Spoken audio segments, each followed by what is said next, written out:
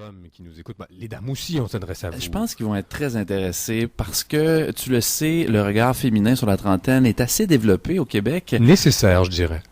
Oui, évidemment, comme tous les regards. Et on est en recherche quand même d'une voix, et surtout d'une voix masculine. Il y en a quand même qu'on entend. C'est pas toujours représentatif. Et là, avec Vic Verdier et l'appartement du clown, j'ai l'impression qu'on en trouve une. Bonjour, Vic Verdier. Bonjour, comment ça va? Ça va très bien. C'est une première œuvre romanesque pour toi. Tu écris beaucoup. Tu as même un blog qui a été créé il y a 5 mois, qu'on peut consulter.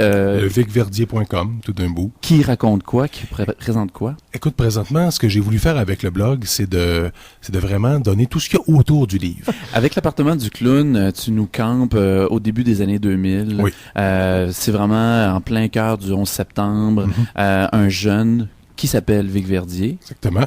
Qui est pas toi. Qui est pas moi.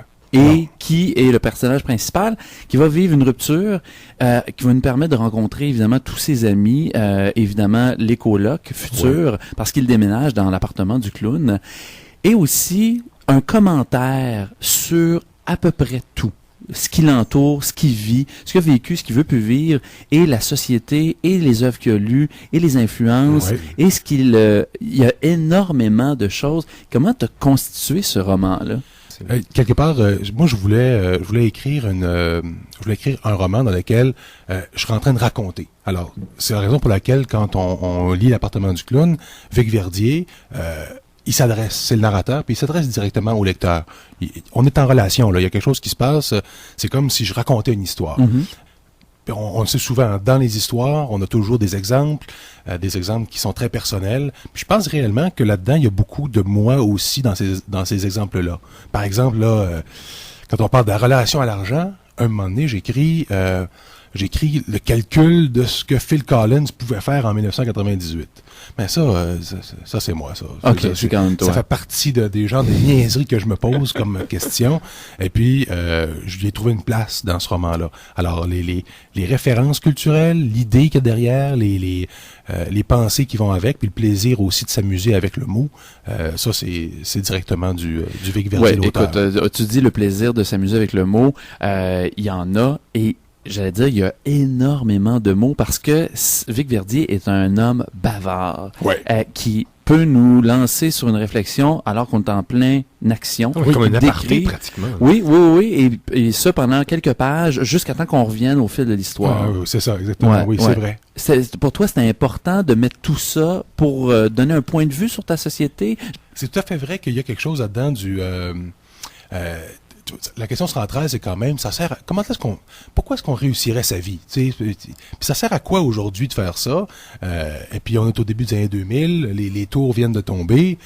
On se dit, est-ce qu'il reste quelque chose de ça? Puis ce qui reste beaucoup, c'est les gens. C'est Puis dans la vie de tous les jours, je sais pas si vous êtes comme ça, vous autres, mais il me semble que tu es en train de faire quelque chose, puis tu as toujours un discours intérieur sur ce que tu es en train de faire. Puis des fois, toi-même, tu es en train de prendre ton bain, de faire quelque chose, puis pendant que tu prends ton bain, tu es en train de penser à autre chose, ça t'amène ailleurs, ça te rappelle autre chose. Puis lorsque tu le racontes, souvent tu fais ces espèces de jump cuts-là, qui te font bouger à l'intérieur du roman. Parce qu'on se disait, Louis-René et moi, en début d'émission, quand on parlait du roman, on se disait, c'est comme des espèces de spirales, c'est comme si on partait dans une spirale de pensée, une espèce de moment où là, on assiste à toute pas la lourdeur, j'aime pas dire ça, mais tout ce qui est le travail, je veux dire ça comme ça, le travail de l'analyse qui se passe quand on se raconte l'histoire, quand on soliloque dans notre tête jusqu'à ce qu'on comprenne. Et puis là, d'un coup, c'est beau, j'ai fait cet effort-là. Et comme la pensée est venue vite, elle est repartie et là, on peut donc continuer ce qu'on faisait. On passe à autre chose. On recommence, on finit notre douche, on s'essuie puis on est correct. Exactement. L'espace d'une douche, on s'est posé une question, puis tout d'un coup, il est arrivé ailleurs. Effectivement, il y a beaucoup tu peux appeler ça de la tranche de vie, si tu veux, ou mais oui, il y avait ce désir-là de raconter des choses que j'ai vécues en partie, qui m'ont été inspirées, et puis je me suis dit, il y a probablement des gens qui vont avoir du plaisir à lire ça, qui vont s'y retrouver, tu sais. Et puis dans les 5 ou 6 lecteurs, tests, amis, à qui j'avais envoyé au complet, il y en a au moins un là-dedans qui me disait, j'ai l'impression que tu parles de nous autres ou qu'il y a un discours sur bien des gens d'à peu près aujourd'hui, 30, 35 à peu près, qui dans ce temps-là en avaient peut-être 25. Mais qui jette un regard assez critique sur ce qui se passe. On va poursuivre cette discussion, Vic Verdier, avec toi dans un instant. L'appartement du clown, ce premier roman pour toi est publié chez XYZ. Je suis curieux au retour que tu nous dises aussi, oui, effectivement,